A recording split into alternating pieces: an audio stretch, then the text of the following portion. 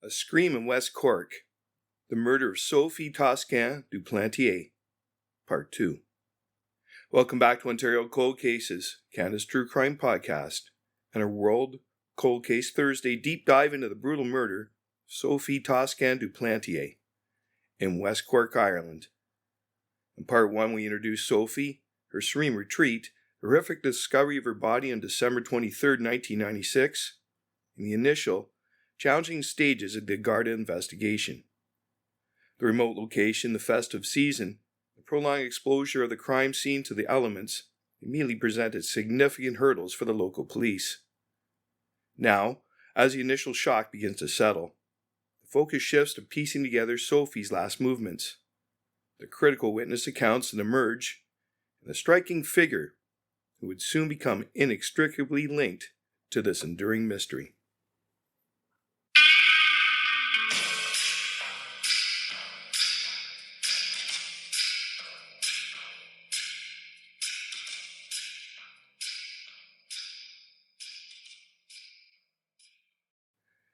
The whispers of West Cork and the emergence of Ian Bailey. In the immediate aftermath of Sophie's murder, the Gardaí face an immense task. West Cork, while picturesque, is sparsely populated, and the Christmas period meant many residents were either away or preoccupied. However, the sheer horror of the crime prompted the community, however small, to rally and provide what information they could. One of the earliest and most significant pieces of information came from Martin Kennedy, a local farmer, who reported seeing a man standing on the bridge over the river Elan, near Cailfalda, a few kilometers from Sophie's cottage, at approximately 3 o'clock a.m. in the morning December 23, 1996. Kennedy described seeing a tall, dark-haired man standing by the bridge, seemingly observing the surroundings. A few minutes later, he saw the same man walking rapidly away in the direction of Shul.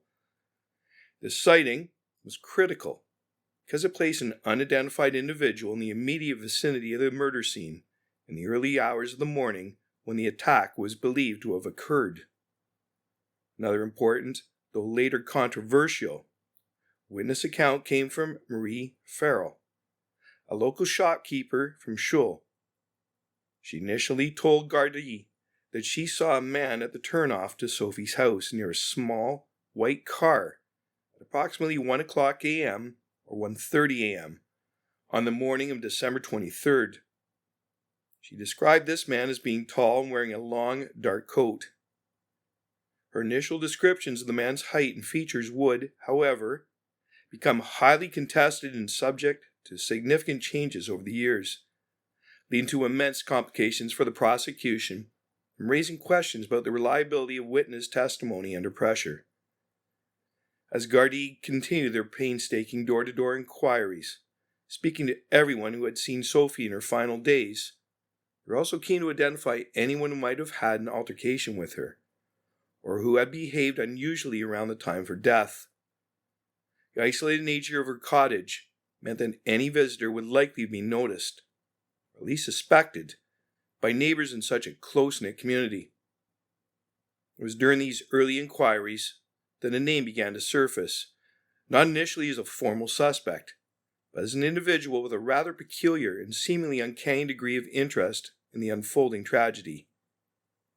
Ian Kenneth Bailey. Ian Bailey, a British freelance journalist, poet, and occasional odd-job man, was not native to West Cork. Born in Manchester in 1957, he moved to Ireland in the mid-1980s, eventually settling in Shul with his longtime partner, Jules Thomas, an artist. Bailey was a striking figure, tall, over 6 feet, with a strong, imposing build, a distinctive gait, and a somewhat dramatic and verbose presence. He was known locally for his gardening work, his writing aspirations, and to some, for a reputation for a volatile temper, having a documented history of domestic violence towards Jules Thomas that would later be highlighted in court. What made Bailey stand out in the immediate aftermath of the murder was his seemingly premature and extensive knowledge of the crime.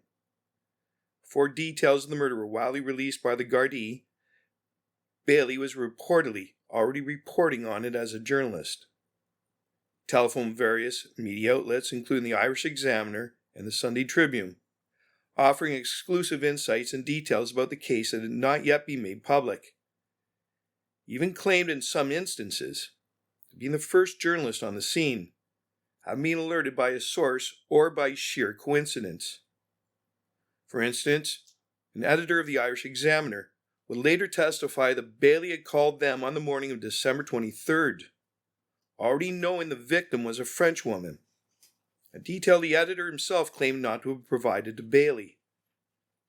Bailey would later explain his early knowledge by stating he heard about it from a local Garda, or that he was simply gathering information for his reporting.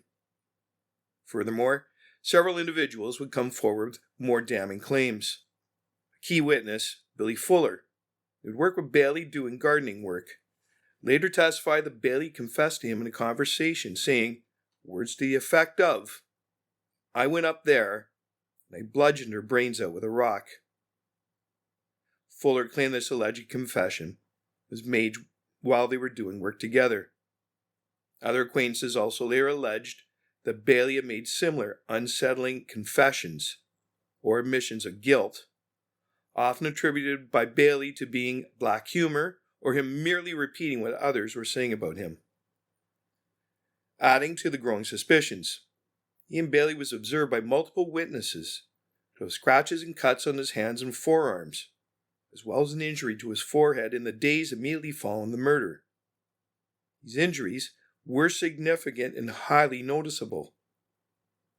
When questioned by Gardaí and others about these injuries, he offered a variety of explanations, some of them shifting: that he cut himself while killing and plucking a turkey for Christmas, or that he had snagged himself on briars while cutting a Christmas tree.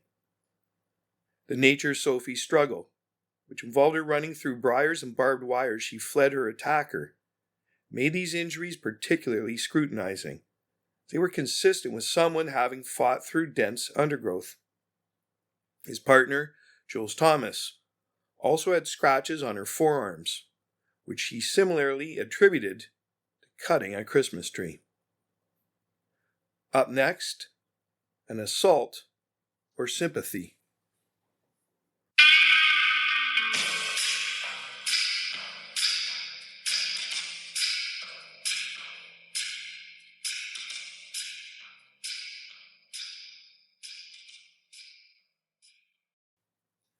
An assault or sympathy.